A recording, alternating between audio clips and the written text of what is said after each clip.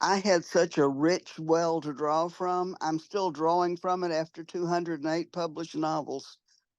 And I don't think I'll ever run out as long as I live. I'm 78 now, still going strong, still using material that I learned when I was in my 20s and 30s and 40s. Oh, I love the connection between the animals and the people and the earth. I was born in 1946.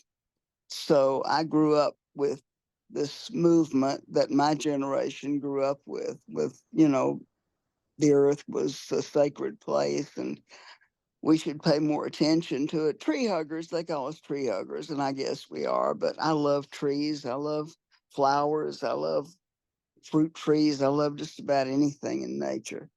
And since I grew up on a farm, I'm even closer to that than most people, I guess. If you grow up on a farm, you have a great respect for the earth and everything that comes from it because you know how hard it is to grow food. If you have a crop and it doesn't rain at the right time or it rains at the wrong time and you lose the whole crop, that's your livelihood. That's why they call it sharecropping. The man who owns the land goes in on shares with you, and you hope that you're going to have a crop so that you can pay him back, but usually you don't. And you just get deeper and deeper and deeper in debt as you go along.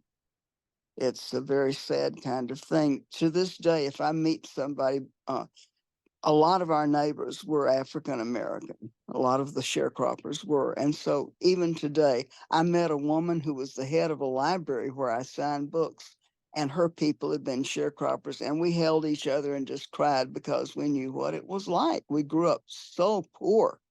You just really appreciate anything when you grew up that poor. But that was a magical time too because we were so close to the land, and everything we had came from the land.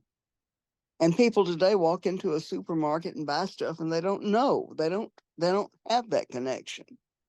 I think it's like oh, what is it? I can't even think of something to compare it to. It's mechanical. It's mechanical. Chickens, poultry, beef, pork, everything. It's like an assembly line. That's what I'm trying to say. It's like an assembly line. But these are creatures, they have hearts and minds and souls. And well, I think they have souls. Some people don't, but I do. And it just I don't like assembly line food. I don't like it at all. If you're going to eat meat, you should have to suffer for it. You should have to do it yourself. If you want a chicken, you go out there and wring its neck. And it's a chicken that you've raised from a baby.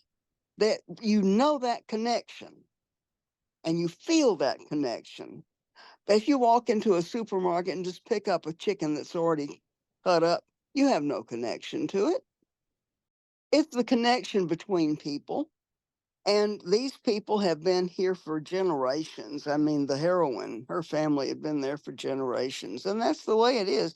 One of our teachers here taught my sister and taught my son. So she taught two generations of my family. And this is the way it is with most things. These people, we're all interrelated. Everybody's got a cousin over here or a cousin over there. Sometimes there's a whole little section of town that's just cousins. And it's a connection like your connection to the earth. I mean, it really is. You feel like you've got a safety net around you.